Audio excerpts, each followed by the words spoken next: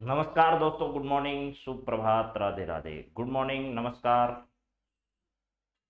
आप सभी का स्वागत है आज की करंट अफेयर्स की क्लास में। वेरी गुड मॉर्निंग जी। सबको नमस्कार। कैसे हैं आप सब लोग? बहुत अच्छे होंगे उम्मीद है, और शानदार आपकी चल रही होगी तैयारी। तो आप सभी फटाफट जुड़िए, आज की क्लास की शुरुआत करते हैं जी, जिसमें हम लोग बातचीत करेंगे कुछ महत्वपूर्ण ऐसे विषयों पर जो आपकी परीक्षा की दृष्टि से इंपॉर्टेंट होंगे, चाहे वो आर्थिक समीक्षा का डाटा हो, चाहे और अन्य जानकारियां हो। हाँ जी, हर वो आवाज दबानी है जिसने कहा था कि ना बाबा ना, तुमसे ना हो पाएगा। और हमारा तो एक ही टारगेट है, अब लक्ष्य मिले या ना मिले, लेकिन लक्ष्य को हासिल करना है। और इसके लिए हमें जो प्रयास करना पड़े वो करेंगे, क्योंकि हर वो आवाज दबानी है जिसने कहा था कि ये तुमसे ना हो पाएगा भैया। तो हमें मुस्कुरा कर वहां बढ़ना है जहां हमें जाना है। तो आज की क्लास में हम कुछ महत्वपूर्ण ऐसे विषयों पर बातचीत करने वाले हैं जो आपकी परीक्षा की दृष्टि से इंपॉर्टेंट है। सबसे पहले राजस्थान के वीडियो के एग्जाम में एक महत्वपूर्ण टॉपिक जोड़ा गया है जो कि हर भर्ती परीक्षा में पूछा जाना है, जिसको लेकर है राजस्थान में निर्यात की क्या स्थिति है, उस पर बातचीत करेंगे। उसके बाद जो हमारी राजस्थान की वन रिपोर्ट से संबंधित एक दो सवाल परीक्षाओं में आते हैं उस पर बातचीत करेंगे। उसके बाद कृषि से जुड़े हुए कुछ डाटा पर बातचीत करेंगे अगर समय बच पाया तो जी। प्रिया चारण, कविता गोदारा, इद्रीश, और उसके बाद है साक्षी शर्मा। सबको नमस्कार, गुड मॉर्निंग, सुप्रभात, राधे राधे जी। आप सब कैसे हैं? मुझे उम्मीद है कि आप सब बहुत अच्छे होंगे और आनंद से आप लोग तैयारी कर रहे होंगे। तो चलिए शुरुआत कर ही देते हैं आज की क्लास की, जिसमें हमें कौन कौन से विषयों पर बातचीत करनी है वो जरा देख लीजिएगा। सबसे पहले वीडियो जो मेंस का एग्जाम है उसकी दृष्टि से और अन्य राजस्थान की सभी प्रतियोगी परीक्षाओं की दृष्टि से राजस्थान में निर्यात की क्या स्थिति है, यानी निर्यात के मामले में राजस्थान की स्थिति क्या है, उस पर हम लोग बातचीत करने वाले हैं। बहुत सारी बातें यहां से करेंगे। इसके बाद अगर समय बचा तो हम लोग वन रिपोर्ट पर बात करेंगे। वन रिपोर्ट पर कल हमारी कोई बातचीत नहीं हुई, ये इस रिपोर्ट का जो 17वां संस्करण है, 17वां संस्करण, उस पर हम लोग बातचीत करेंगे। ठीक है। इसके बाद अगर समय मिला पाया तो आप लोगों को कृषि संबंध में कुछ डाटा जो है वो आर्थिक समीक्षा का, उस पर बातचीत करेंगे। ठीक है। ये सब टॉपिक परीक्षा की दृष्टि से इंपॉर्टेंट है, समय एक दिन ज्यादा लगे लेकिन इन सब पर डिस्कस करना जरूरी है। आर्थिक समीक्षा और प्लस जो ट्रेडिशनल कृषि से रिलेटेड सवाल आते हैं उस पर तो आप लोग जानकारी रखते ही होंगे। मुझे लगता है कि आज की क्लास में इन्हीं बिंदुओं पर चर्चा हो पाएगी। तो बिना किसी देरी के जय भोलेनाथ की कहकर शुरुआत करते हैं, और बाबा जो है वो सब ठीक करेगा, इसी उम्मीद के साथ सबसे पहले हमारा जो टॉपिक है वो है निर्यात के संदर्भ में। और निर्यात पर हमें क्या बातचीत करनी है आज की क्लास में, जरा देखो भैया।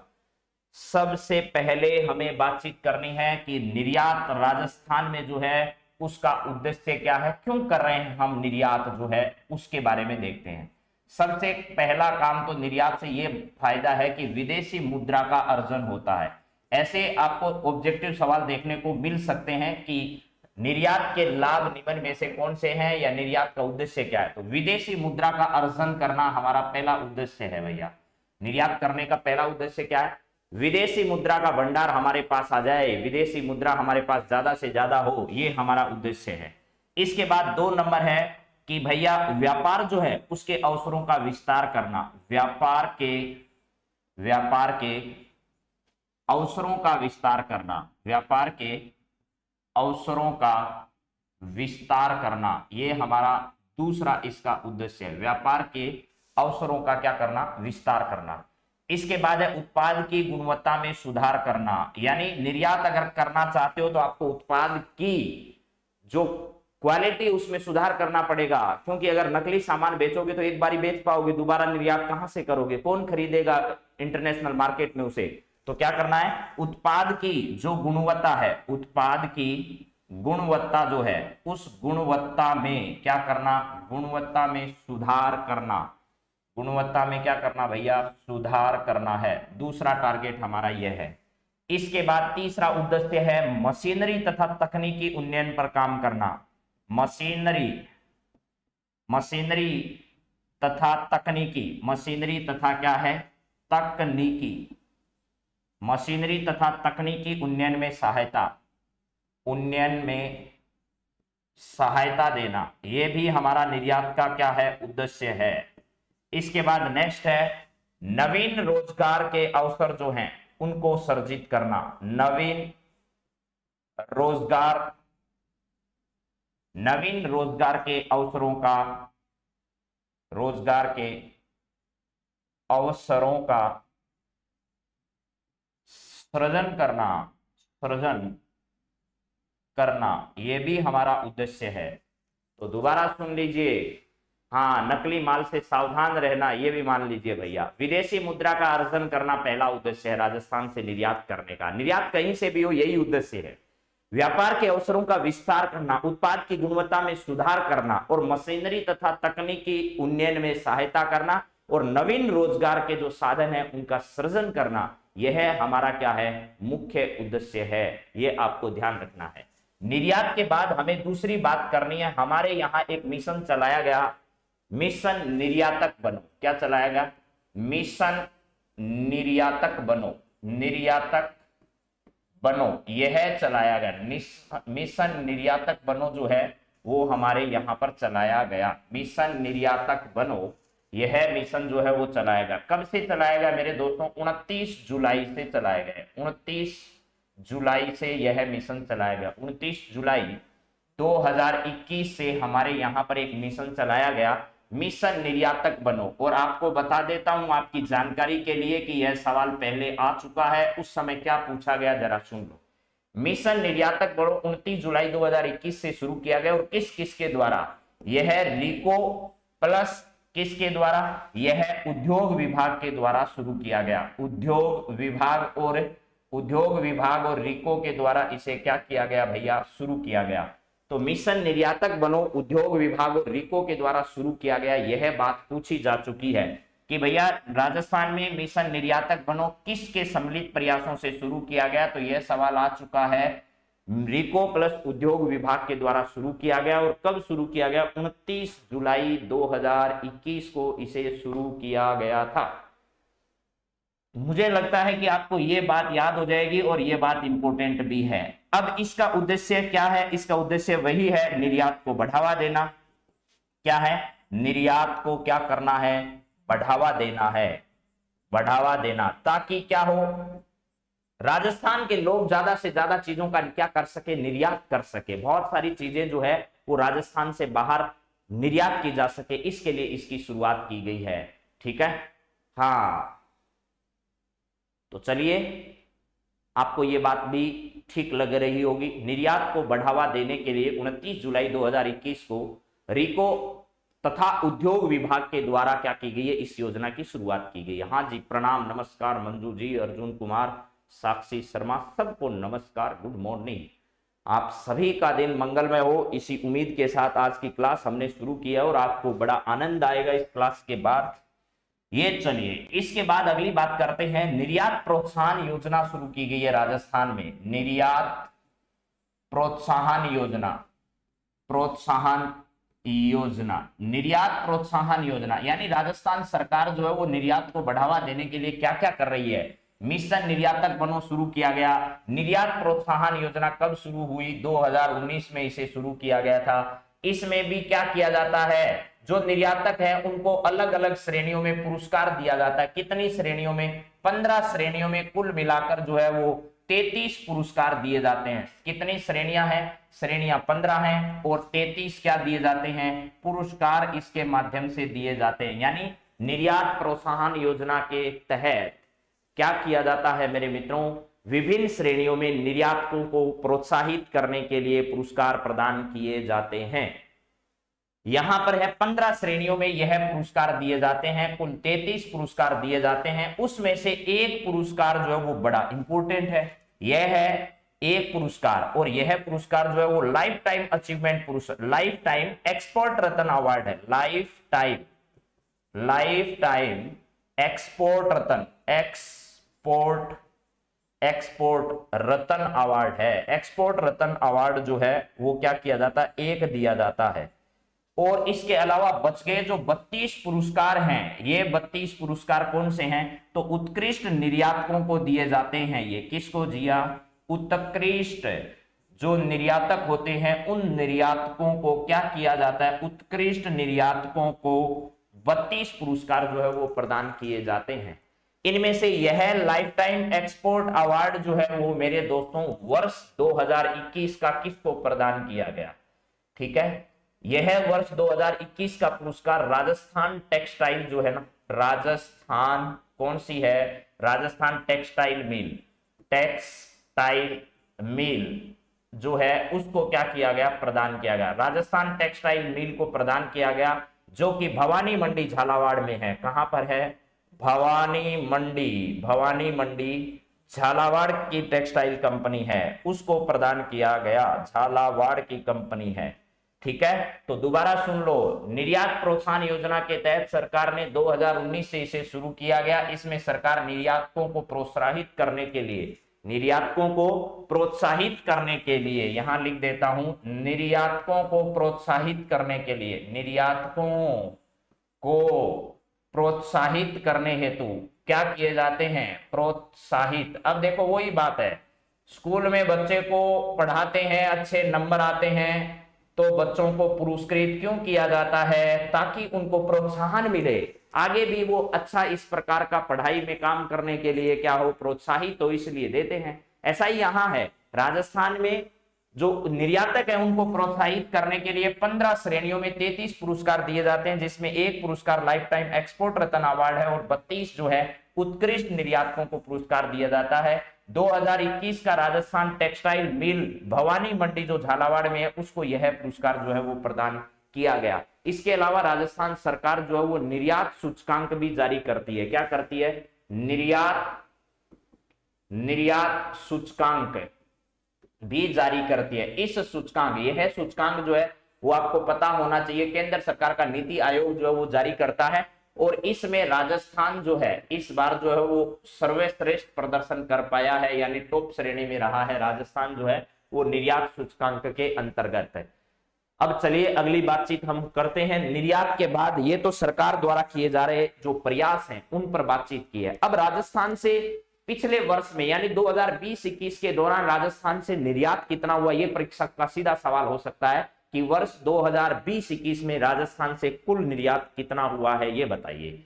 कौन कौन सी चीजों का राजस्थान से निर्यात हुआ है ये बताइए। तो जरा देखो भैया क्या क्या हुआ है। हाँ, राजस्थान से कितना निर्यात हुआ है कुल, पहली बात तो हम यही करते हैं, वर्ष कौन सा वर्ष है, वर्ष 2020-21 के दौरान राजस्थान से कुल निर्यात कितना हुआ है ये देखो जरा। राजस्थान से कुल निर्यात की अगर बात करें तो 52,764.31 करोड़ रुपए का राजस्थान से निर्यात हुआ है। इसको रट्टा लगा लेना है। परीक्षक सीधा सवाल दे, राजस्थान से वर्ष 2020-21 के दौरान, हाँ जी, ईपीआई 2020 में फर्स्ट पर है 62.55 निर्यातक सूचकांक में, ये एकदम सही डाटा है और अगले वर्ष में भी यानी 2021 में भी राजस्थान का अच्छा प्रदर्शन रहा है। 52,764.31 करोड़, 0.31 छोड़ो आप तो 52,000 याद रख लो, 52,764 या 52,000 करोड़ रुपए का राजस्थान से क्या हुआ है, निर्यात हुआ है। कौन से वर्ष में, वर्ष 2020-21 में। अब राजस्थान के पास ऐसी कौन सी चीजें हैं जो राजस्थान से निर्यात की गई, सबसे ज्यादा निर्यात कौन कौन सी चीजें की गई, यह भी एसआई की भर्ती परीक्षा में आ चुका है मेरे दोस्तों। राजस्थान से निर्यात होने वाली चीजों की अगर बातचीत की जाए तो इंजीनियरिंग जो चीजें हैं, इंजीनियरिंग, ठीक है, इंजीनियरिंग संबंधी जो चीजें हैं वो सबसे ज्यादा राजस्थान से क्या की जाती है, निर्यात की जाती है। उसके बाद पहले ये दो नंबर पर कपड़ा था, अब इसमें हस्तशिल्प आ गया है। पिछली बार हस्तशिल्प की जितनी चीजें हैं वो 2 नंबर पर सबसे ज्यादा। उसके बाद कपड़ा जो है वो राजस्थान से निर्यात होता है। इसके बाद राजस्थान से धातु कह दीजिए या रत्न आभूषण, रत्न और आभूषण जो है यानी गहने वहने का काम जो है वो राजस्थान में बड़े चरम पर होता है, तो राजस्थान से धातु या रत्न आभूषणों का काम है वो भी होता है। इसके बाद राजस्थान से रसायन उद्योग जो है, रसायन एवं उससे संबंधित जो उद्योग है, रसायन एवं उससे संबंधित जितने भी संसाधन हैं उन संसाधनों का सबसे ज्यादा निर्यात होता है। राजस्थान से लगभग 2020-21 में लगभग 52,764 करोड़ रुपए का तो क्या हुआ है, निर्यात हुआ है। और राजस्थान से कौन कौन सी चीजें निर्यात की गई है, इंजीनियरिंग वस्तुएं हैं जिसका सबसे ज्यादा प्रतिशत है, लगभग 14 और 15% के आसपास है। उसके बाद राजस्थान से हस्तशिल्प जो है वो 11 पॉइंट कुछ जो है वो निर्यात किया गया है। उसके बाद 11% के आसपास ही कपड़ा है, धातु है 10% के आसपास, और रसायन जो है वो 9-10% के आसपास रसायन और उससे संबंधित चीजें हैं वो भी क्या की गई है, निर्यात की गई है। ठीक है, तो ये ध्यान रखना। हाँ जी प्रभा जी नमस्कार। इंजीनियरिंग वस्तुएं, हस्तशिल्प, देखिए आपको प्रतिशत नहीं पूछेगा कोई भी, आप दिमाग से निकाल दीजिए। आप इंजीनियरिंग वस्तु, हस्तशिल्प वस्तु, कपड़ा, धातु और रसायन, बस आप इतना याद कर लीजिए और यहां पर याद कर लीजिए 52,764 करोड़ रुपए। ठीक है, हाँ जी थैंक यू। यहां पर है वर्ष 2020-21 में ये इतना जो है वो निर्यात राजस्थान से किया गया है। इस बात को मुझे लगता है कि आपको समझ में आ गया हो। इसके बाद राजस्थान में निर्यात को बढ़ावा देने के लिए क्या क्या किए गए प्रयास और हैं, उन पर बातचीत की शुरुआत हम लोग करते हैं। देखिए राजस्थान में जो है सबसे पहले निर्यात को बढ़ावा देने के लिए चीन एक देश है, उस चीन ने क्या किया था आपको पता है? चीन ने एक सेज की अवधारणा की स्थापना की थी। किसकी? सेज, स्पेशल इकोनॉमिक जोन जो है, विशेष आर्थिक क्षेत्र। इसका मतलब है स्पेशल इकोनॉमिक जोन, विशेष आर्थिक क्षेत्र, विशेष आर्थिक क्षेत्र जो है, इसका कंसेप्ट सबसे पहले कहां से आया? चीन से आया। ठीक है, और ये भारत में कंसेप्ट कब लागू हुआ? तो भारत में यह चीन से आया, भारत में लगभग ये मानकर चलिए 2000 में, भारत में लगभग 2000 में क्या किया गया था? इस सेज की अवधारणा को स्वीकार किया गया था राजस्थान के अंदर। कब आया फिर? राजस्थान में सेज नीति 2003 में आई सबसे पहले। राजस्थान में सेज नीति जो है, सेज नीति कब आई? तो ध्यान रखिएगा 13 मार्च 2003 को, 13 मार्च 2003 को सबसे पहले राजस्थान में सेज नीति जो है वो लाई गई। राजस्थान में सेज नीति सबसे पहले कब आई? तो 13 मार्च 2003 में। सबसे पहले देश कौन सा है जिसने सेज की नीति को स्वीकार किया? उस देश का नाम चाइना है। और भारत में पहले 2000 में इस कंसेप्ट को अपनाया गया, उसके बाद राजस्थान में जो है यह 13 मार्च 2003 को स्वीकार किया गया। सेज की अवधारणा के तहत विभिन्न प्रकार के यहाँ विशेष आर्थिक क्षेत्र जो है वो बनाए जाते हैं। उसके बाद आपको ध्यान रखना एक सेज एक्ट भी लाया गया, यानी स्पेशल इकोनॉमिक जोन एक्ट जो है वो कब आया? तो यह एक्ट जो है वो मेरे दोस्तों 2005 को आया, लेकिन 2005 को आने के बाद इसे लागू कब किया गया? तो 10 फरवरी 2006 को इसे लागू किया गया। 10 फरवरी 2006 को इसे क्या किया गया था? लागू किया गया था। आज का टॉपिक वीडियो मेंस और अन्य भर्ती परीक्षाओं के लिए सबसे ज्यादा इंपॉर्टेंट है, क्योंकि निश्चित तौर पर यहां से सवाल आने की संभावना है। ये आर्थिक समीक्षा का ही टॉपिक है। तो चलिए इसके बाद जो है वो बात करते हैं राजस्थान में निर्यात को बढ़ावा देने के लिए कहां पर सेज की स्थापना की गई। राजस्थान में सेज की संख्या की अगर बातचीत की जाए तो राजस्थान में 5 सेज जो है इनकी स्थापना की गई। कितनी? 5 सेज की स्थापना की गई। हालांकि पहले 6 थे लेकिन एक बंद कर दिया गया है। सीतापुरा जो जयपुर है, सीतापुरा जयपुर, कौन सा पुरा? सीतापुरा कहां पर है? जयपुर है। सीतापुरा जयपुर में 2 सेज की स्थापना की गई है और ये दोनों सेज जो है वो जेम्स एंड ज्वेलरी से जुड़े हुए हैं। किससे? जेम्स एंड ज्वेलरी जो है, ज्वेलरी, इस ज्वेलरी से जुड़े हुए हैं। जेम्स एंड ज्वेलरी से जुड़े हुए विशेष आर्थिक क्षेत्र राजस्थान में कहां पर हैं? तो राजस्थान में ये हैं भैया सीतापुरा जयपुर के अंदर है। चलिए इसके बाद आगे क्या है? 3 जो है वो और हैं, जयपुर में ही है। वो कहां है? महिंद्रा वर्ल्ड सिटी का आपने नाम सुना होगा। Mahindra world city. और महिंद्रा वर्ल्ड सिटी कहां पर है? तो ये भी कहां पर है? जयपुर में है। और यहां कितने प्रकार के जो हैं वो सेज की स्थापना की गई है? यहां 3 सेज की स्थापना की गई है। और एक नोट लगाकर लिख लीजिएगा मेरे दोस्तों, पहले बोरोनाडा जोधपुर में भी था लेकिन वो बंद कर दिया गया। बोरोनाडा जोधपुर वाला विशेष आर्थिक क्षेत्र जो है जोधपुर वाला क्या कर दिया गया है? इसे अब बंद कर दिया गया है। हालांकि इसे एक बार बनाया गया था लेकिन बाद में इसे क्या कर दिया गया है? बंद कर दिया गया है। तो यहां से गाड़ी की आपकी शुरुआत हो रही है। आज की क्लास में एक एक सवाल इंपॉर्टेंट है, शुरू से लेकर लास्ट तक। कहां परीक्षक की नजर पड़ जाए वहीं से वो पूछ लेगा। सेज की स्थापना यानी सेज एक्ट 2005 के तहत की गई है। ये एक्ट जो है वो 10 फरवरी 2006 को लागू हुआ।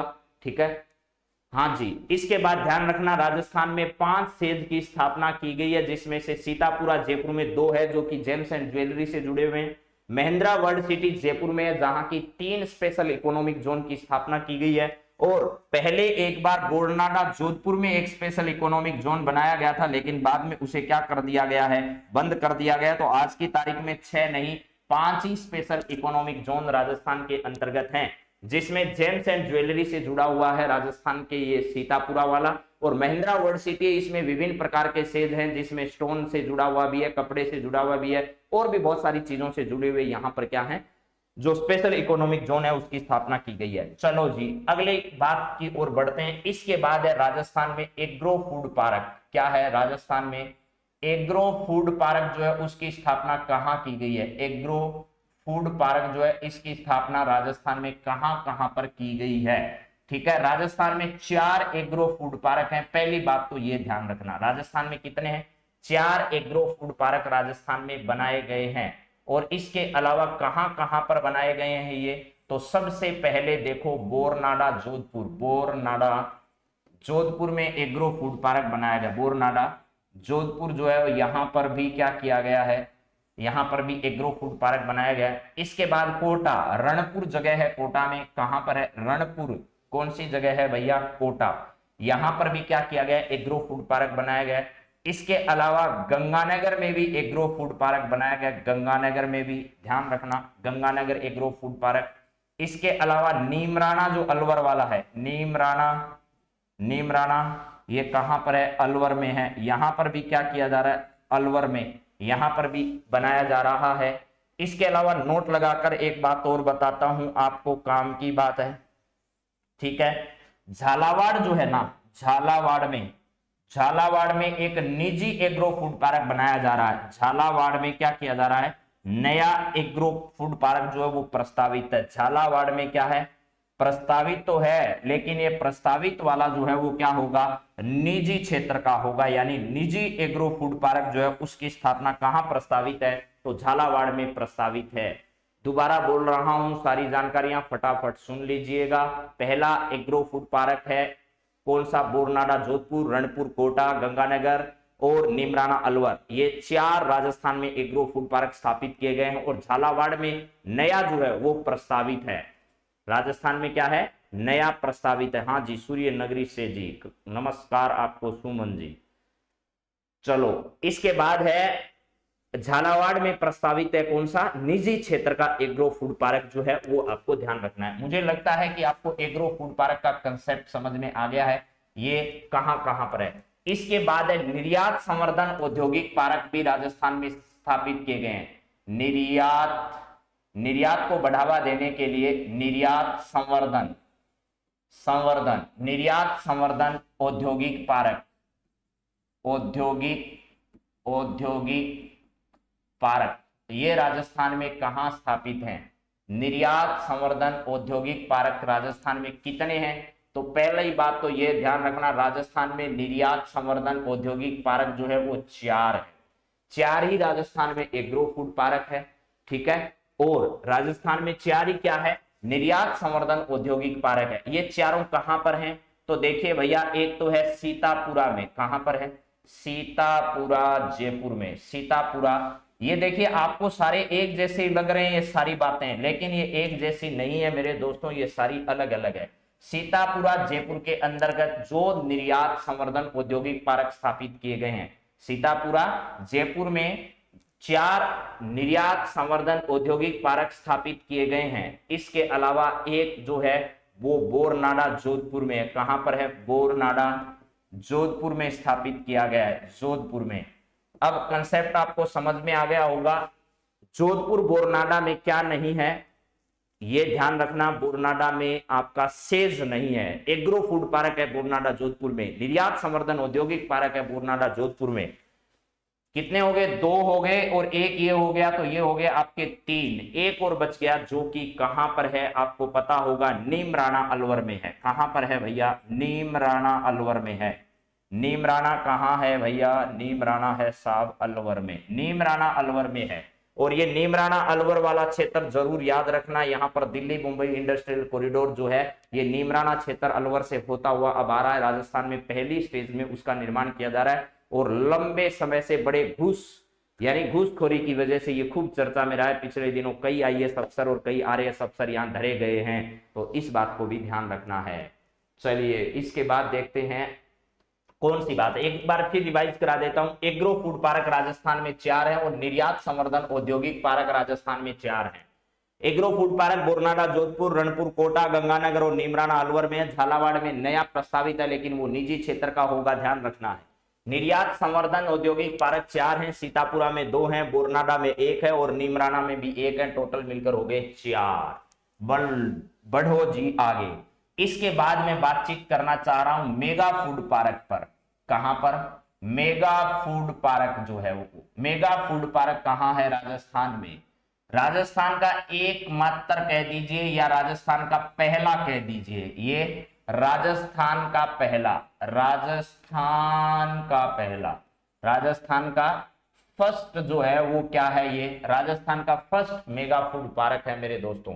कहां पर है? तो रूपनगढ़ अजमेर में है। रूपनगढ़, रूप जिसका गढ़ा गया है ऐसा रूपनगढ़, और ये रूपनगढ़ कहां पर है भैया? अजमेर में है। और अजमेर में ख्वाजा की दरगाह है और अजमेर में माध्यमिक शिक्षा बोर्ड का मुख्यालय है और अजमेर में आरपीएससी का भी मुख्यालय है। इसकी स्थापना कब की गई थी? तो 29 मार्च 2018 को, 29 मार्च 2018 रे मायने मेगा फूड पार्क जो है वो अजमेर रे रूपनगढ़ मायने स्थापित कियो गयो हो। तो ऐसा आपको ध्यान रखना है जी। राजस्थान में रूपनगढ़ अजमेर में पहला जो है वो क्या स्थापित किया गया? मेगा फूड पार्क स्थापित किया गया। रट्टा मार लेना, कई परीक्षाओं में आ चुका है ये सवाल कि भैया बताइए रूपनगढ़ अजमेर में या फिर पहला मेगा फूड पार्क जो है उसकी स्थापना कहां पर की गई थी? तो ये जवाब आपको फटाफट दे देना है। इसके बाद राजस्थान में स्पाइस पार्क या मसाला पार्क जो है, राजस्थान में मसाला या इसको बोलते हैं स्पाइस पार्क जो है वो राजस्थान में कहां स्थापित किए गए हैं मेरे मित्रों? बताइए जरा। राजस्थान में स्पाइस पार्क या मसाला पार्क जो है वो कहां पर स्थापित किए गए हैं? तो राजस्थान में 2 मसाला पार्क हैं, आपको ये जानकारी होगी मेरे हिसाब से। 2 कहां कहां पर है गुरुजी? एक है कहां पर भैया? जोधपुर में। एक है जोधपुर में। जोधपुर की मथानिया की मिर्च बड़ी प्रसिद्ध है, तो जोधपुर में जीरा जो है, इस जीरे का क्या है भैया? स्पाइस पार्क या मसाला पार्क है। और कोटा जो है, कोटा का धनिया बड़ा प्रसिद्ध है, तो धनिये के लिए ठीक है जी स्पाइस पार्क कहां पर स्थापित किया गया है? राजस्थान में 2 स्पाइस पार्क आपके पास हैं। हाँ जी, बड़ी शानदार वाली क्लास आज पूरी देखोगे तो आपको मजा आ जाएगा। आज की क्लास में इतने शानदार शानदार चीजें आपको बताई जा रही है। मसाला या स्पाइस पार्क जो है वो जोधपुर में और कोटा में स्थापित किए गए हैं। कोटा वाला किसके लिए है जी? कोटा वाला जो है वो धनिये के लिए है। धनिया डालो सब्जी में, धनिया डालो पकौड़ी में, धनिया डालो किसी चीज में, चाहे सब मस्त बनती है। और जीरे के बिना आपकी सब्जी, आपकी जो लस्सी, आपका जो दही है वो अच्छा नहीं लगता होगा। तो जोधपुर में जो है वो जीरा और कोटा में जो धनिया है, इसके लिए मसाला पार्क या स्पाइस पार्क की स्थापना मेगा फूड पार्क राजस्थान के रूपनगढ़ के अजमेर में क्या की गई है? स्थापित की गई है। चलो जी अगली बातचीत करते हैं। राजस्थान में जो है वो भैया इसके अलावा जो है ना एक जापानी पार्क भी स्थापित किया गया। राजस्थान में आपको पता होगा बहुत सारे जापानी काम करते हैं, यानी हजारों की संख्या में जापानी राजस्थान में कहां काम करते हैं ये जानकारी है क्या आपको? अरे इंडिया वालों जाग जाओ, जापानी इंडिया में आकर कितना काम कर रहे हैं देखो। और आप सो रहे हो, कोई रीट की तैयारी कर रहा है, कोई राजस्थान पुलिस की तैयारी कर रहा है और जापानी यहां आकर पैसा कमा रहे हैं। देखिए कितनी बड़ी बात है ये। चलिए हाँ जी, हाँ गुड मॉर्निंग सर जी, good morning Sunil Kumar ji, very good morning, सबको नमस्कार। रीनू खाती, सबको नमस्कार। देखिए राजस्थान में जापानी पार्क एक जगह नहीं 2 जगह हैं। कितनी जगह है? राजस्थान में 2 जापानी पार्क हैं। पहला जापानी पार्क जो है वो राजस्थान के कहां पर है भैया? नीमराणा में है। नीमराणा, नीमराणा ये नीमराना कहाँ है श्रीमान जी? ये अलवर में है नीमराना। कहाँ पर है? अलवर में है। भिवाड़ी अलवर में है, नीमराना अलवर में है। और एक आपका घिलोट जगह है। क्या है? घीलोट। अरे घी नहीं है, घीलोट है। ये घी का लोटा जो है ना, वहां बहुत ज्यादा घी है लोटे में, तो इसलिए उसे घीलोट कहते हैं। और वो जगह भी कहां पर है? आपकी अलवर में है। ये दोनों जगह हैं। यहां पर राजस्थान में जापानी पार्क की क्या की गई है? स्थापना की गई है। ठीक है, तो राजस्थान में ये जापानी पार्क की स्थापना करने वाली एक कंपनी है जिस पर परीक्षक सवाल पूछ चुका है, जिसका नाम है जेट्रो कंपनी। कौन सी है? जेट्रो नाम की एक कंपनी है जो राजस्थान में क्या करती है? एक जापानी पार्क की स्थापना कर रखा है। आपसे वो पूछेगा भैया इस जेट्रो की फुल फॉर्म बताओ क्या होती है। ठीक है, हाँ, ये घी का लोटा और नीम का राणा दोनों अलवर में है और दोनों जगह जो है वो जापानी पार्क की स्थापना की गई है। ये जेट्रो नाम ऐसे लिख दो अगर नहीं समझ में आए। अंग्रेजी से अगर गड़ी नफरत है तो ये जेट्रो ऐसे लिख लो भैया। ये जेट्रो वाली कंपनी जो है इसका पूरा नाम क्या है? तो इसका पूरा नाम है Japan external Japan external trade promotion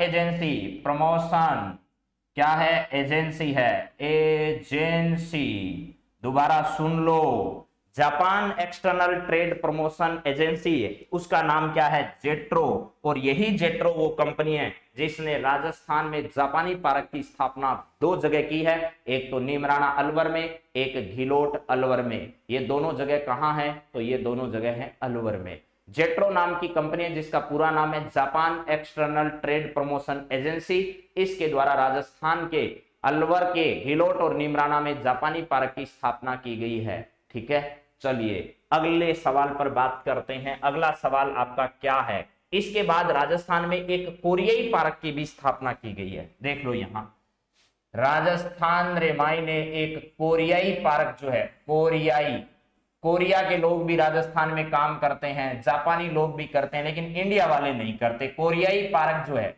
वो राजस्थान में कहां पर स्थापित किया गया है? इंडिया वाले सब आंदोलनों में व्यस्त रहते हैं, कैसे करे काम बेचारे। ठीक है, कभी किसी चीज को लेकर आंदोलन, कभी किसी चीज को आंदोलन, यानी आंदोलनों में भरी पड़ी है दुनिया की, क्योंकि राजनेताओं के पीछे चलते हैं, राजनेता आंदोलन करवाते हैं। तो कोरियाई पार्क राजस्थान में कहां स्थापित किया गया है ये बताइएगा। तो राजस्थान में एक ही जगह, घी का लोटा जो है ना उसको याद रखो, बस घी के लोटे को याद रखो। ये घी का लोटा जो है वो कहां पर है? अलवर में है भैया, अलवर में है ये घी का लोटा। और यहीं पर क्या किया गया? कोरियाई पार्क की स्थापना की गई है। और इस पार्क को स्थापित करने वाले एक कंपनी का नाम है कोटरा। क्या नाम है? COTRA, कोटरा। ये कोटरा नाम की जो कंपनी है, कोटेरा, इस कंपनी के द्वारा क्या किया गया है? कोटरा के द्वारा यहां पर कोरियाई पार्क की स्थापना की गई है। हाँ, वीडियो के एग्जाम का वेट कर रहे, चलिए ठीक है। हाँ, चलिए अगला देखिए, ये कोटरा कंपनी का पूरा नाम भी बता दो जरा। कोटरा कंपनी का नाम है कोरियाई trade, Korea trade investment promotion agency. Promotion agency. What is the Kotra? Kotra is Korea Trade Investment Promotion. Koreai Park established in India, Ghilot Alwar. Which company? Kotra. Kotra is Koreai Trade Investment Promotion Agency. आपको ये सब याद रखना है। चलिए आगे बढ़ते हैं। इसके बाद और क्या बातें हमें करनी चाहिए? राजस्थान में स्टोन पार्क राजस्थान में कहां स्टेब्लिश किए गए हैं? राजस्थान में स्टोन पार्क। राजस्थान का तो पत्थर भी इतना महंगा है कि आप पूछो मत, उसके लिए भी नेताओं से क्या करवाना पड़ता है? सिफारिश करनी पड़ती है। कैसी सिफारिश की? मुझे कहां का? धौलपुर का, मकराना का, या फिर जयपुर का? कहां का? संगमरमर या ग्रेनाइट या कौन सी चीज चाहिए? तो ये सब आपको ध्यान रखना है कि राजस्थान का स्टोन भी बड़ा क्या है? प्रसिद्ध है। स्टोन पार्क राजस्थान में कहां कहां स्थापित किए गए हैं? राजस्थान में स्टोन पार्क की बात करें तो मंडोर, जोधपुर में। मंडोर क्या है? जोधपुर में। यहां पर क्या की गई है, राजस्थान में मंडोर जोधपुर में स्टोन पार्क की स्थापना की गई है। इसके अलावा मेरे दोस्तों बिश्नोद एक जगह पड़ती है, कहां पर, बिश्नोद। ये बिश्नोद जो जगह है वो आपकी है धौलपुर में। कहां पर है भैया, धौलपुर में, धौलपुर, धौलपुर में, ठीक है। इसके अलावा एक जगह है मासलपुर, मासलपुर। ये मासलपुर जगह कहां है, जिले याद कर लो, ज्यादा जगह याद नहीं रहते कोई दिक्कत नहीं है। करौली में भी क्या की गई है आपको पता होगा, करौली में भी हमने एक स्टोन पार्क की स्थापना की है। इसके अलावा हमने मंडाना एक जगह है, कहां पर, कोटा में, मंडाना कोटा जो है, यहां पर भी हमने एक क्या की है, स्थापना की है स्टोन पार्क की। इसके अलावा एक जगह सिकंदरा, ये सिकंदरा कहां पर है, तो सिकंदरा भैया पड़ता है दौसा में। सिकंदरा कहां पर है, दौसा में। यहां पर भी हमने स्टोन पार्क की क्या की है, स्थापना की है। दोबारा सुन लो, राजस्थान में स्टोन पार्क कहां कहां है, तो मंडोर जोधपुर में, बिश्नोई धौलपुर में, मासलपुर करौली में, मंडाना कोटा में है और सिकंदरा दौसा में है। यहाँ पर हमने स्टोन पार्क की स्थापना कर रखी है। कोटा वाला लिख दिया भाई, मंडाना कोटा लिख दिया कविता जी, ठीक है। मंडोर जोधपुर, बिश्नोई धौलपुर, मासलपुर करौली, मंडाना कोटा और सिकंदरा दौसा, ये सब स्टोन पार्क की स्थापना राजस्थान में की गई है। सीधा परीक्षक सवाल पूछेगा, राजस्थान में इनमें से कौन सी जगह स्टोन पार्क की स्थापना की गई है, या इनमें से राजस्थान में कौन सी जगह स्टोन पार्क की स्थापना नहीं की गई है। सबसे पहले मंडोर जोधपुर छपा हुआ आएगा, तो आप ध्यान रखिएगा मंडोर जोधपुर में स्थापना की गई है। इसके बाद बिश्नोई धौलपुर आएगा, तो ध्यान रखना धौलपुर में, या फिर वो मैच भी करवा सकता है आपसे, इधर वाले लिखेगा और इधर वाले लिखेगा तो आपको जिले जो है वो मैच करवाना पूछ सकता है। तो ध्यान रखना मंडोर जोधपुर, बिश्नोई धौलपुर और, ठीक है, मासलपुर करौली और मंडाना कोटा सिकंदरा दौसा, ऐसे आप दो नाम तो बहुत ही आसान है। मंडोर जोधपुर आपको पता है और सिकंदरा दौसा दो याद कर लो बस, ये दो आए तो पक्का कर देना। इसके बाद बिशन सिंह धौलपुर के रहने वाले हैं और मसाला लेने करौली जाना है और मांडने मांडने कोटा जाना है। मांडना कहाँ मांडना है, कोटा में, मसाला लेने करौली जाना है और बिशन सिंह कहां से संबंधित है, धौलपुर से संबंधित है। बस ऐसे याद करोगे तो आप लोगों को कौन से पार्क याद हो जाएंगे, स्टोन पार्क याद हो जाएंगे। एक राजस्थान में मैं आपको नोट लगाकर एक बात और लिख रहा हूं, इसके बाद यह है हमारा आज का पहला टॉपिक जो है वो समाप्त होने की ओर है, सी डोस। ये सी डोस पर भी सवाल आ चुका है, अगर आप पुराने पेपर उठाकर देखोगे तो आपको समझ में आ जाएगा। ये राजस्थान में सेंटर फॉर, क्या नाम है इसका, centre for development of stone, centre for development of stone, इसकी स्थापना भी की गई है। स्टोन ये कहां पर है, तो ये सीतापुरा जयपुर में। यहां लिख देता हूं, देखो यहां इधर लिख देते हैं सी डोस। ये सी डोस क्या चीज है, राजस्थान में स्टोन के निर्यात को बढ़ावा देने के लिए सेंटर फॉर, क्या है, centre for development of stone, centre for development of stone, इसकी राजस्थान में स्थापना की गई है। Centre for development of stone की स्थापना राजस्थान में कहां पर की गई है, तो इसका मुख्यालय राजस्थान के सीतापुरा जयपुर में है भैया, सीतापुरा जयपुर में है। ये लो जी, ये लो जी, ये लो जी, centre for development of stone Sitapura Jaipur में सी डोस की स्थापना की गई है और राजस्थान में इन जगह पर जो है वो स्टोन पार्क स्थापित किए गए हैं। ये सी डोस पर सवाल आ चुका है कि ये कहां पर स्थित है, तो centre for development of stone के लिए ये सेंटर जो है वो सीतापुरा आपके कहां पर स्थापित है, जयपुर में स्थापित है। मेरे दोस्तों आपको मैंने निर्यात से संबंधित कौन कौन सी जानकारी पढ़ाई है जरा फटाफट एक बार फिर सुन लो, जो नए विद्यार्थी उनको भी समझ में आ जाए, फिर नए टॉपिक पर हम बढ़ेंगे। हमने बात की थी निर्यात को बढ़ावा देने के लिए निर्यात क्यों जरूरी है, तो निर्यात विदेशी मुद्रा के अर्जन के लिए, व्यापार के अवसरों के विस्तार के लिए, उत्पाद की गुणवत्ता में सुधार के लिए और मशीनी तथा तकनीकी उन्नयन में सहायता के लिए और नवीन रोजगार के सृजन के लिए जरूरी है। मिशन निर्यातक बनो जो है वो 29 जुलाई 2021 को रिको प्लस उद्योग विभाग द्वारा निर्यात को बढ़ावा देने के लिए क्या किया गया, शुरू किया गया। निर्यात प्रोत्साहन योजना 2019 में शुरू की गई और इसके तहत निर्यातकों को जो है वो प्रोत्साहित करने के लिए 33 पुरस्कार कुल 15 श्रेणियों में क्या किए जाते हैं, प्रदान किए जाते हैं। ठीक है, हाँ जी। चलिए इसके बाद बात करते हैं यहाँ पर कि लाइफ टाइम एक्सपर्ट अवार्ड जो वो 2021 में राजस्थान टेक्सटाइल मिल भवानी मंडी को दिया गया और निर्यात सूचकांक में भी राजस्थान का सर्वश्रेष्ठ प्रदर्शन रहा है। इसके बाद अगली थी वर्ष 2020-21 में राजस्थान से कुल 52,764 करोड़ रुपए का जो है वो निर्यात हुआ है, और जिसमें इंजीनियरिंग, हस्तशिल्प, कपड़ा, धातु और रसायन वस्तुओं का निर्यात सर्वाधिक हुआ है। और राजस्थान में चीन की तर्ज पर विदेशी आर्थिक क्षेत्र यानी विशेष आर्थिक क्षेत्र सेज की स्थापना की गई और एक्ट 2005 के तहत की गई। राजस्थान में 5 सेज हैं, सीतापुरा में 2 है, महेंद्रा वर्ल्ड सिटी जयपुर में 2 हैं। इसके अलावा बोरनाडा में एक बार बनाया गया था, लेकिन बाद में उसे क्या कर दिया, बंद कर दिया। इसके बाद एग्रो फूड पार्क राजस्थान में 4 हैं, बोरनाडा जोधपुर में है, इसके अलावा कोटा रणपुर में है और गंगानगर में भी आपके है, और नीमराना अलवर में भी आपके क्या है जो है वो एग्रो फूड पार्क है। और प्राइवेट जो है वो निजी क्षेत्र का एक एग्रो फूड पार्क जो है वो राजस्थान के झालावाड़ में प्रस्तावित है। निर्यात संवर्धन औद्योगिक पार्क राजस्थान में 4 है, सीतापुरा जयपुर में 2 है, बोरनाडा जोधपुर में 1 है और नीमराना अलवर में भी क्या है, 1 है। ठीक है, चलिए इसके बाद अगला सवाल है, यहाँ है मेगा फूड पार्क राजस्थान में जो है वो 1 स्थापित किया गया, और ये राजस्थान के कहां पर है, तो रूपनगढ़ अजमेर में है। 2 राजस्थान में मसाला पार्क हैं, जो जोधपुर में जीरे के लिए है और कोटा में धनिये के लिए है। इसके बाद जापानी पार्क राजस्थान में 2 हैं, एक नीमराना में है और एक गिलोट अलवर में है, जो कि जेट्रो नाम की कंपनी के द्वारा स्थापित किए गए। जेट्रो का पूरा नाम आपके सामने है कि भैया जेट्रो का मतलब होता है Japan external trade promotion agency. ठीक है, जापान की कंपनी कौन सी है, जेट्रो कंपनी है। इस जेट्रो कंपनी के द्वारा राजस्थान में क्या किया गया है, जापानी पार्क जो है वो स्थापित किया गया है, ये ध्यान रखना है।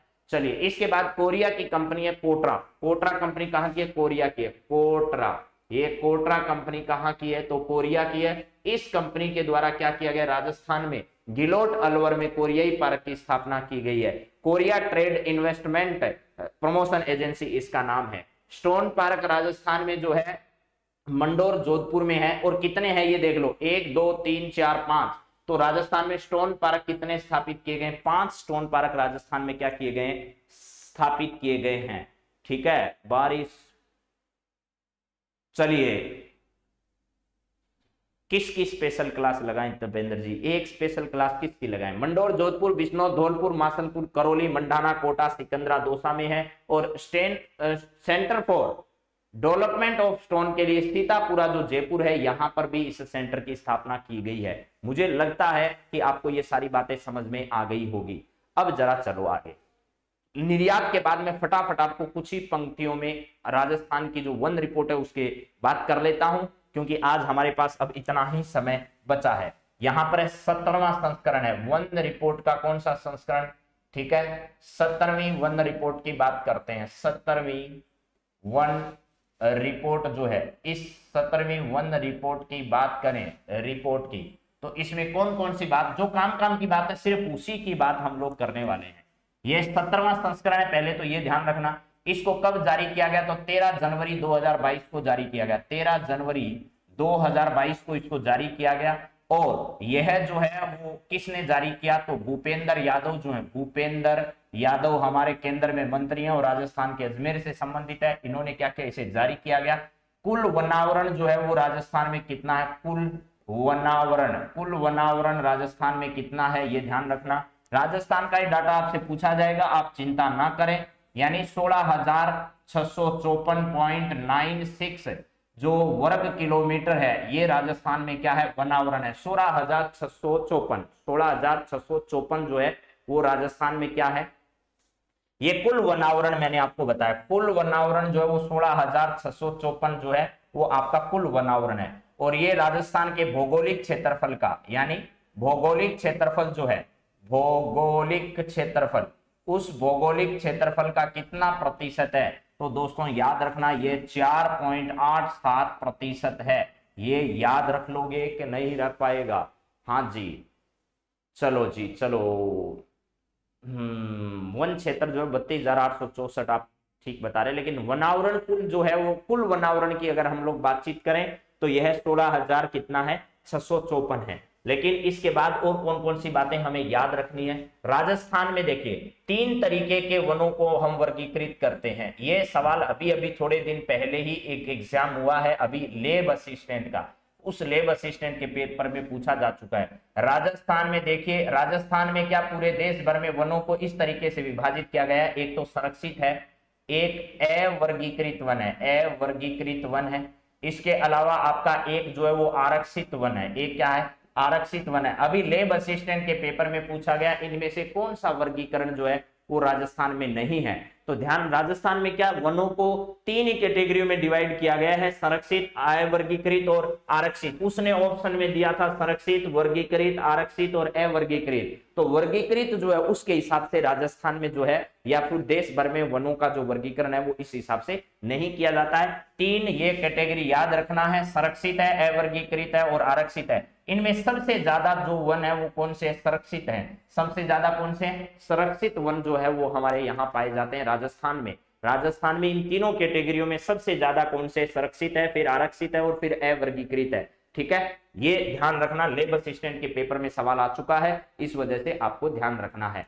ठीक है, हाँ, आरक्षित जो है या संरक्षित जो है वो सबसे ज्यादा है राजस्थान में, और अवर्गीकृत जो है वो 6% के आसपास है, और आरक्षित जो है वो राजस्थान में लगभग 37-38% के आसपास है। तो राजस्थान में सबसे ज्यादा कौन सा है ये ध्यान रखना। संरक्षित परसेंटेज आपसे कोई नहीं पूछेगा, संरक्षित सबसे ज्यादा है, उसके बाद कौन सा है, आरक्षित है, और आरक्षित के बाद सबसे कम कौन सा है, तो अवर्गीकृत वन जो है, अवर्गीकृत वन जो है वो राजस्थान में सबसे कम है। मुझे उम्मीद है कि आपको ये बात जो है वो पल्ले पड़ जाएगी। चलिए, इसके बाद राजस्थान में जो है वो और बात, मैं डाटा वाटा वाली बात नहीं कर रहा हूं। इसके बाद एक वनों का वर्गीकरण ऐसा भी है, एक है अति सघन, ठीक है, क्या है, अति सघन। इसके बाद है मध्यम सघन, मध्यम सघन, और एक वर्गीकरण है खुले वन, खुले वन। ऐसा भी कोई वर्गीकरण आपने पढ़ा होगा। इसमें ध्यान रखिएगा सबसे ज्यादा प्रतिशत जो है वो किसका है, तो खुले वन का सबसे ज्यादा प्रतिशत है, राजस्थान में 3% के आसपास है। उसके बाद राजस्थान में मध्यम है, और उसके बाद में अति सघन वन जो है वो सबसे कम है राजस्थान में, ये भी ध्यान रख लेना है। और क्षेत्रफल के हिसाब से बात करें तो भी सबसे ज्यादा कौन सा है, ये खुले वन वाला है। ठीक है, ये सबसे ज्यादा है, सबसे ज्यादा ये है। तो इनको भी मैं लिख देता हूं, राजस्थान में सबसे ज्यादा खुले वन है। खुले वन का मतलब वहां सरकार का कोई ज्यादा कंट्रोल है नहीं। इसके बाद मध्यम, मध्यम सघन जो है वो राजस्थान में सब 2 नंबर पर है, मध्यम सघन। और सबसे कम राजस्थान में अति सघन जो है, अति सघन वन जो है, अति सघन वन, ये क्या है आपके ध्यान रखना है। यहां पर देखिए, पहले वाली जो कैटेगरी आपको बताई है, यहां पर संरक्षित जो है इसमें पशु चारण है और पेड़ की कटाई है, इन सब पर रोक है सरकार के द्वारा। आप किसी भी प्रकार की यहां पर ऐसी कोई गतिविधि नहीं कर सकते। दूसरे वाला है, इस पर आपके वृक्षों की कटाई पर तो रोक है, लेकिन आप पशु चारण जो है वो कुछ परमिशन के साथ कर सकते हैं। लेकिन आरक्षित जो है, इस आरक्षित के अंतर्गत जो है वो इस प्रकार के कोई भी ज्यादा जो है वो प्रयास यहाँ पर नहीं किए जाते हैं, ना तो कटाई पर और ना किसी और पर। तो ये राजस्थान में जिस क्रम से है उस क्रम से राजस्थान में इन पर क्या किया जाता है, कंट्रोल किया जाता है। चलिए, इसके बाद हम लोग बातचीत करते हैं अति सघन। राजस्थान में जो है मध्यम सघन और खुले वन, राजस्थान में सबसे ज्यादा खुले वन है, फिर मध्यम सघन है, फिर क्या है, अति सघन है। और राजस्थान में झाड़ियां भी बहुत है, आपको पता होगा। सबसे ज्यादा राजस्थान में क्या है, खुले वन है, और उसके बाद राजस्थान में जो है वो मध्यम सघन है, और उसके बाद जो है वो राजस्थान में झाड़ियां हैं, और फिर क्या है, अति सघन वन है। अब मैं सीधे अपने काम के बिंदु पर आता हूं, जहां पर राजस्थान में सर्वाधिक वन है, सर्वाधिक वन है राजस्थान में, सर्वाधिक वाले और न्यूनतम वन वाले, वन क्षेत्र वाले राजस्थान में जिले कौन से हैं, उन पर मैं बातचीत करना चाह रहा हूं। बस यही परीक्षा में सवाल आ रहा है, और लैब असिस्टेंट में ये पहला सवाल आ चुका है, जिसका नाम था उदयपुर। ये उदयपुर जो है वहां ऑप्शन में था, और ये सवाल आ चुका है किसमें, लैब असिस्टेंट के पेपर में उदयपुर पूछा जा चुका है। इसके बाद में सबसे ज्यादा कहां पर है, उदयपुर के बाद में है भैया अलवर में, अलवर के बाद में ज्यादा कहां है, तो भैया है प्रतापगढ़ में। अरे कौन से गढ़ में, प्रतापगढ़ में। प्रतापगढ़ के बाद में ज्यादा कहां है, तो 12 में। कौन सी राह में, 12 में। इधर न्यूनतम की बात करें तो भैया चूरूरी स्थिति बड़ी खराब है, हनुमानगढ़ जो है वो हनुमानगढ़ है, उसके बाद हनुमानगढ़ वालों ने काट लिए होंगे कृषि के चक्रों में। इधर फिर जोधपुर में भी स्थिति खराब है, जोधपुर सुधार कर रहा है लेकिन फिर भी खराब है। फिर गंगानगर और हनुमानगढ़ वाले तो है ना, गंगानगर और हनुमानगढ़ वालों ने तो कृषि के कारण जो वो पेड़ों की कटाई सबसे ज्यादा यहाँ पर कर दी है। दोबारा सुन लो, ठीक है। ये है सर्वाधिक वन क्षेत्र कहाँ है या वन कहाँ है, तो उदयपुर में है, फिर अलवर में, ये प्रतापगढ़ में और ये बारां में है। ठीक है, इसके बाद न्यूनतम कहाँ है, तो चूरू में, हनुमानगढ़ में, जोधपुर में और कहाँ है, गंगानगर रामायण है। ठीक है, हाँ चलिए इसके बाद आगे बात करते हैं और कौन सा है। चूरू, हनुमानगढ़, जोधपुर, गंगानगर में कम है। अगर प्रतिशत के हिसाब से बातचीत की जाए, प्रतिशत में सबसे ज्यादा कहाँ है और प्रतिशत में सबसे कम कहाँ है, प्रतिशत सर्वाधिक कहाँ पर है और प्रतिशत न्यूनतम कहाँ पर है, ये जरा बताना हो तो देखिए। प्रतिशत भी सबसे ज्यादा उदयपुर में है, प्रतिशत भी सबसे ज्यादा उदयपुर में है। सबसे कम प्रतिशत अगर बातचीत की जाए तो वो जोधपुर में है। कहां पर है, जोधपुर में है। और यहाँ उदयपुर के बाद में कौन सा आएगा, प्रतापगढ़ में प्रतिशत 2 नंबर पर ज्यादा है। उसके बाद राजस्थान में सिरोही जो है यहाँ पर प्रतिशत में ज्यादा है। इसके बाद में सिरोही के बाद है आपका किरोली, करौली जो है यहाँ पर क्या है, 4 नंबर पर सबसे ज्यादा प्रतिशत वन है। उदयपुर, प्रतापगढ़, सिरोही और करौली प्रतिशत के हिसाब से पूछे तो उदयपुर तो दोनों में है, उदयपुर है आपका, प्रतापगढ़ है। वैसे यहाँ 2 नंबर पर अलवर था, सीधी बातचीत की जाए, लेकिन यहाँ अलवर की जगह आ गया प्रतापगढ़, फिर सिरोही है और फिर क्या है आपका करौली है। इधर जहां चूरू सबसे ज्यादा वन क्षेत्र था, जहां पर अब प्रतिशत में जोधपुर सबसे आगे है, उसके बाद चूरू का नंबर आता है और उसके बाद जैसलमेर और बीकानेर का आता है। जैसलमेर और किसका, बीकानेर का नंबर आता है, बीकानेर। उसके बाद जो है वो यहाँ नागौर का, अरे नागौर वालों का आज नंबर आ गया, देखो भैया नागौर में क्या है, प्रतिशत क्या है, कमी है, तो नागौर वालों का भी नंबर आ गया है। इसके बाद देखो राजस्थान में 19 ऐसे जिले हैं जहां पर क्या दर्ज की गई है, वृद्धि दर्ज की गई है। यानी 19 जिले जो हैं जिनमें इस रिपोर्ट में वृद्धि दर्ज की गई है, और राजस्थान में 14 जिले ऐसे हैं जिनमें कमी दर्ज की गई है। कितने जिले, 14 जिले ऐसे हैं जहां पर कमी दर्ज की गई है। भाई 33 तो हो गए ना, कहीं ऐसा हो कि कम रह जाए, 33 पूरा है भैया। जिले 14 हैं जहां पर वन क्षेत्र में कमी, और 19 ऐसे हैं जहां पर वृद्धि दर्ज की गई है। वृद्धि वालों में अगर बातचीत की जाए कहां कहां पर दर्ज की गई है, उसमें सबसे ज्यादा अजमेर जो है वहां पर सबसे ज्यादा वृद्धि दर्ज की गई है, अजमेर में। अजमेर के अलावा पाली में सबसे ज्यादा दर्ज की गई है वृद्धि। पाली के अलावा आपके बीकानेर में भी वृद्धि दर्ज की गई है। ठीक है, सबसे ज्यादा ध्यान रखना, अजमेर में वृद्धि दर्ज की गई है, फिर पाली में, फिर बीकानेर में, और बीकानेर के बाद में नागौर में। कहां पर भैया, नागौर में भी वृद्धि दर्ज की गई है। कमी वालों की बातचीत की जाए तो आपके जो जालोर है ना, यहां पर सबसे ज्यादा कमी दर्ज की गई है। ठीक है, पिछली रिपोर्ट से इस रिपोर्ट में। फिर करौली में भी क्या दर्ज की गई है, करौली में भी कमी दर्ज की गई है, और इसके अलावा सिरोही जो है यहाँ सिरोही में भी कमी दर्ज की गई है। तो ये आप लोग ऐसे याद कर सकते हो। राजस्थान में 19 जिले ऐसे हैं जहां पर वृद्धि दर्ज की गई है, 14 जिले ऐसे हैं जहां पर कमी दर्ज की गई है। वृद्धि में सबसे ज्यादा अजमेर में, पाली में यहां पर दर्ज की गई है, बीकानेर में, नागौर में, और धौलपुर, करौली और सिरोही में कमी दर्ज की गई है। तो आज की क्लास को देते हैं विराम, क्योंकि आज की क्लास का समय हो चुका है समाप्त। घड़ी हमें कह रही है टिक टिक टिक टिक करती हुई कि आज की क्लास को यहीं रोक दिया जाए। तो अगली क्लास में आप लोगों से फिर मुलाकात करेंगे, कुछ नए विषय को लेकर के, नई जानकारी को लेकर के, नए अध्याय को लेकर के। करंट अफेयर्स को धनाधन डांस कराने के लिए आपके सामने कल हाजिर होंगे। तब तक आप सभी मित्रों का हृदय की गहराइयों से बहुत बहुत धन्यवाद कि आप हमारी बातों को सुनते भी हैं और अपने साथियों तक पहुंचाते भी हैं। तो लगातार आप इस क्लास के प्रति अपना स्नेह बनाए रखिए और लोगों तक इस क्लास को ज्यादा से ज्यादा पहुंचाने की कोशिश करिए। हाँ जी, सबको नमस्कार, गुड मॉर्निंग, राधे राधे, जय श्री कृष्णा। आज की क्लास को ज्वाइन करने के लिए आप सभी का बहुत बहुत थैंक यू, धन्यवाद। जय हिंद, जय भारत।